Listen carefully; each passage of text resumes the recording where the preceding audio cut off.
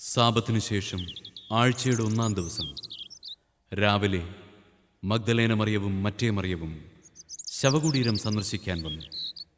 അപ്പോൾ വലിയ ഒരു ഭൂകമ്പമുണ്ടായി. കർത്താവിന്റെ ദൂതൻ സ്വർഗത്തിൽ നിന്നിറങ്ങി വന്നു കല്ലുരുട്ടി അതിന്മേലിരുന്നു. അവന്റെ രൂപം മിന്നൽ പിണർ പോലെയായിരുന്നു. വസ്ത്രം മഞ്ഞുപോലെ വെളുത്തു. അവനെക്കുറിച്ചുള്ള ഭയം നിമിത്തം കാവൽക്കാർ വിറവുകൊണ്ട് മരിച്ചവരെ പോലെയായി. ദൂതൻ സ്ത്രീകളോട് പറഞ്ഞു, ഭയപ്പെടേണ്ട. ക്രൂശിക്കപ്പെട്ട യേശുവിനെയാണ് നിങ്ങൾ അന്വേഷിക്കുന്നതെന്ന് എനിക്കറിയാം. അവൻ ഇവിടെയില്ല. താൻ അരുളി ചെയ്തതുപോലെ അവൻ ഉയിർപ്പിക്കപ്പെട്ടു. അവൻ കിടന്ന സ്ഥലം വന്ന് കാണുവിൻ.